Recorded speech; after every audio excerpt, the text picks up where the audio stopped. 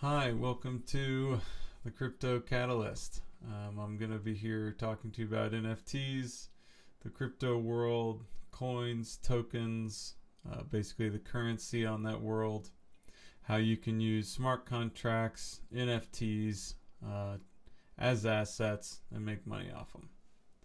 So what I have here is Opensea. Opensea is one of the most popular NFT platforms. You also have Rarible, which is another. I haven't messed around with Rarible too much, but I do hear that it's a good platform. You know, as you can see, I guess this guy's made 41 or $4 million so far, which is pretty cool. There's other ones like crypto.com you can go to. They're a cool platform. I guess they're taking over the Staples Center, and I actually have some NFTs on here. But you can see they have various creators, Snoop Dogg being one of them, and it's going to be a big platform. So while this may not be all of the platforms you can get onto, these are some of the more popular ones that I know of. Just starting on OpenSea.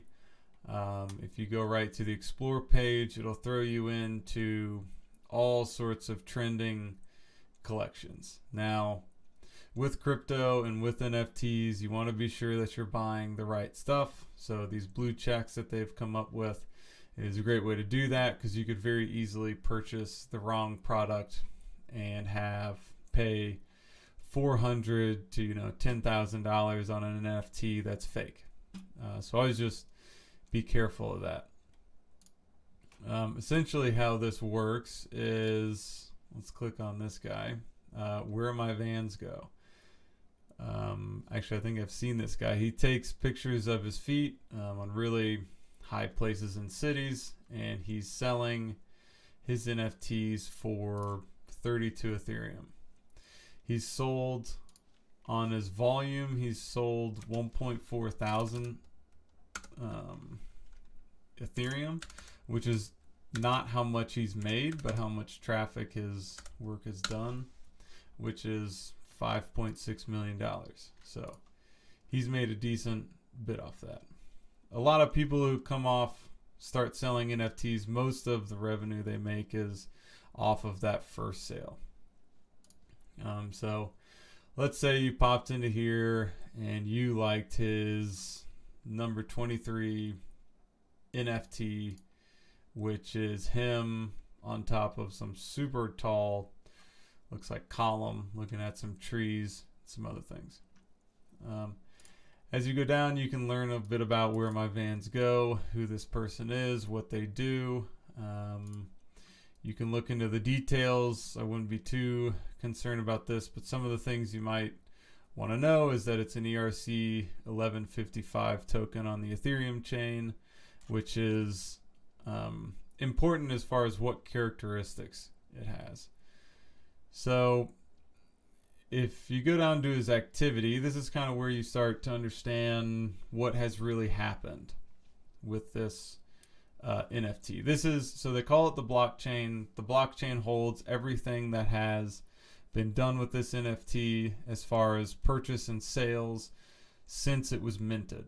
And minting just means when it was created. So if you look here, it was minted by Drifter Shoots 4 months ago. It was sold 4 months ago to Melvin Capital. It was transferred by Drifter Shoots to Melvin Capital again. Or wait, no. Oh, it's a sale and transfer, sorry.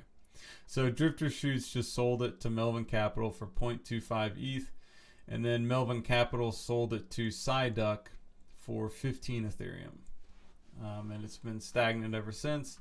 And currently he's got it listed at 26.69 Ethereum, which is $100,000.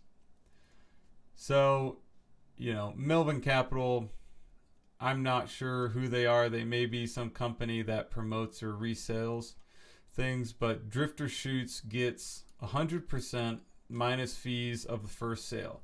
So he got 0.25 ETH at whatever time it was, but if you did it now, say it's $4,000, he would have made $1,000 minus fees. Now Melvin Capital made what looks like, 75 grand off that. So, and Drifter Shoots would only get 5 to 10% of the royalty on that sale. So, he still makes some money, but that's what I mean on the volume trade. It isn't exactly what he's made. So he sold it for 0.25. He makes that money. Someone else sold it for 15 Ethereum, which is included in his 1,400, but he didn't make that money. He would have only made the royalties off it. So let's check out this Melvin Capital guy, because apparently he can take an NFT from 0.25 Ethereum to 16 in a month, which is insane. So he owns 40 NFTs right now. He's got some in here from some blue check ones, some random, at all sorts of prices. You can go in and you can check out his activity. This is a big one when you want to understand what someone's doing and who they are. So let's see. It looks like he sold a Society of Derivative Apes for 0.24 Ethereum to Snow. Or maybe he purchased that from them. Yeah. And I mean, he's got a lot of activity over the past few months. But kind of regardless, that's an account. That's someone, you go from who's making the artwork to who's purchasing it and reselling it. And you essentially just have creators and then traders and maybe final buyers. Someone that's going to sit on the NFT for a while. So we're going to go look at a really popular NFT that is the Sandbox that I really like. So, of course, you go to Sandbox with the blue check. I'm sure there's a lot of fake ones out there. And then you scroll down a little bit and you start seeing land sales. So the way this works is the last items we were looking at were artwork, and their use is their art. So, if you were going to hang it up on your wall or maybe put it up in the metaverse would be the equivalent for that artwork. But this is land. So land is quite a bit different. It has very different rules as far as what you can do with it. If you click on this, it tells you a little bit about, if you click on the land, it tells you a little bit about Sandbox and who they are. It's a community-driven platform where creators can build their own video game on top of their platform. So this land is on negative 189, 136. So that's just like coordinates. If you're used to flying planes or you ever been in the military, you understand coordinates across the earth lets you know where you are no matter who you're talking to. So it's the same thing within this game. They basically just made a huge grid of squares and they put everything's in a 1x1 pixel kind of, and each pixel is one land. Why you may want to buy a land is within Sandbox. I said it was a community-driven thing where let's say you're a developer, you're a video game developer, you hop on there, you buy a piece of land for, I don't know, $3,000, and you develop this video game out on top of it using their assets and their tools. And because Sandbox is popular, you get a lot of traffic. Now, I'm not totally confident in how they're monetizing these lands, like if you can sell tickets to where you are or how it's working within Sandbox, but just know that, say you buy a piece of land for $3,000, a developer builds it, and you could monetize it in some way. Now, to me, I would wonder, if you look at some of these lands, they're pretty high in price, $3,300 for one of these. And even in the little pictures, there's a ton of other lands that are populated. You know, Atari's in here. Some other really big names are in here, and I wonder, with how many lands there are, how much traffic you would even get as a developer. Because, of course, in this scenario, it's not I mean, it could be a collectible, but it's more for monetizing. So you're trying to make money off of this thing. So that's why I'm not buying any sandbox land right now. But one thing I am looking at is Ember Sword. So I had put a couple bids on Ember Sword, but yeah, here they are. Or I may have to find the actual. Yeah, okay, this may be a fake account. It says Ember Sword land. There's 400 items, one owner, 0.22 Ethereum price, and nothing has traded.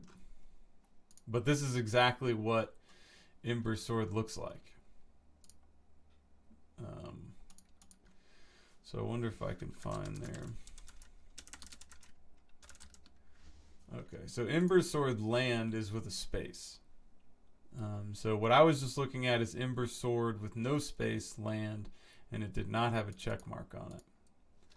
So this Ember Sword has 40,000 items, 5.9 thousand owners, and the volume traded is 2,000 Ethereum, which right now that's $8 million. So they've been doing well.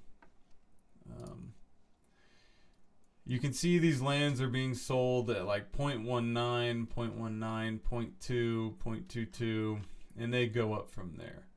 So it's a similar idea as Sandbox Ember Sword is, except Ember Sword is a little bit different in their platform. They're creating a video game where you run around in this open world concept, and every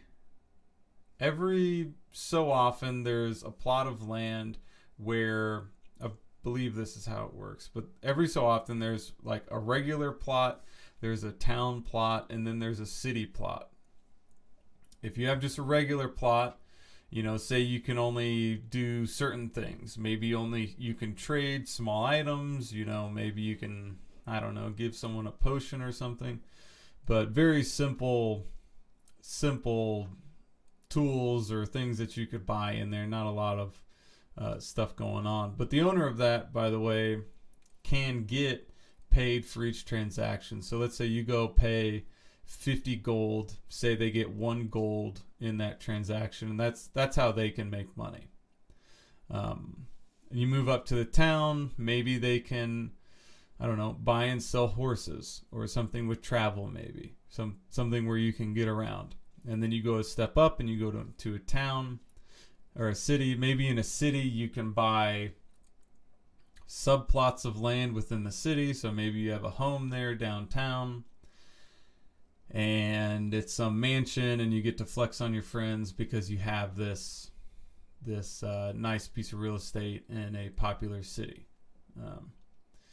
So this it's very interesting the way these real estate NFTs are being sold, because no one really knows their true use. You know, I haven't seen, like, generally in markets you'll get to, everyone finds out this is the best thing to do, this is the most profitable, this is how you do it, and everybody rolls out kind of the same plan. Maybe people are inventing and creating some new ways to do things, but the core of it is basically the same. With NFTs, the market's so new, no one really knows. So, like, very different concepts. In Sandbox, the developer is 100%, or well, I mean, maybe 80% of the creator, because they use Sandbox's tools and some things like that to build it, but like conceptually, they're the ones really fleshing it out. In Ember Sword gives you they give you everything, and all you do is grind and develop your plot. You're not really creating as much in Ember Sword. So it's a bit easier for people that don't want to have to, create an entire concept. They just want to work off of someone else's plan and build it out from there. So like, you're not going to invent a marketplace within Embersword. You're just going to take this marketplace and drop it on your land and then try and make money on it. So just a bit different on how these two things are working. I'm going to hop off in just a second just because I wanted to give you a brief overview of Opensea, and I'm just getting started on this, so we'll have to see how the quality is. But this is my account. It's game_crypto_warriors. A bunch of people already had my kind of name, so I had to make it this with game in the front of it. But this is mine. I have my Twitter on there, the Crypto Warriors 4, talking about developing in Unity, the video game similar to Castle Crashers, but it focuses on crafting in the game and some real estate aspects kind of rolled up in NFTs. So the concept would be you play the video game, you gain materials, craft items, and you can buy and sell those items as an NFT, as well as buy and sell real estate that you can develop. I would be more like the sandbox side where the developer comes in and makes the content but just uses our assets. So these are some of the NFTs that I've posted so far. I've got this blue alien guy. I put him for 1 Ethereum. He's pretty rare. He's really going to be the only blue alien guy with that skin tone and color for a while. I know the Bored Apes played off that with an alien line that they made their most premium, and I kind of copied that. And I have this guy who's blue with red hair, and he's 0.1 Ethereum, so $400.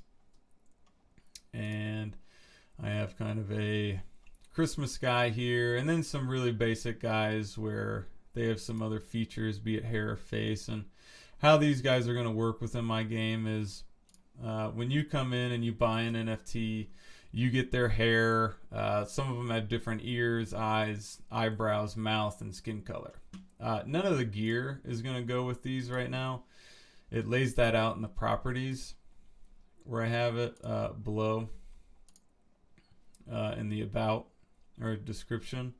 But they all have certain traits and certain backgrounds that build off it. And I'm looking at having potentially these, I would hope these would be tradable amongst themselves, but also usable within the game. That's really the value to me as far as an NFT, is being able to use it for something. And you can see these are much lower price. These are like $20, $21 right now for one of them.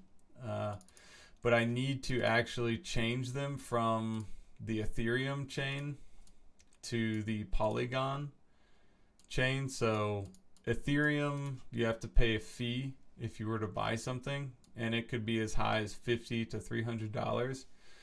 And that all depends on time of day. But Polygon is really nice where there are no fees. And that's why I think Polygon's so popular. But yeah, that'll be it for this one. Appreciate you listening, and hope you guys have a good one.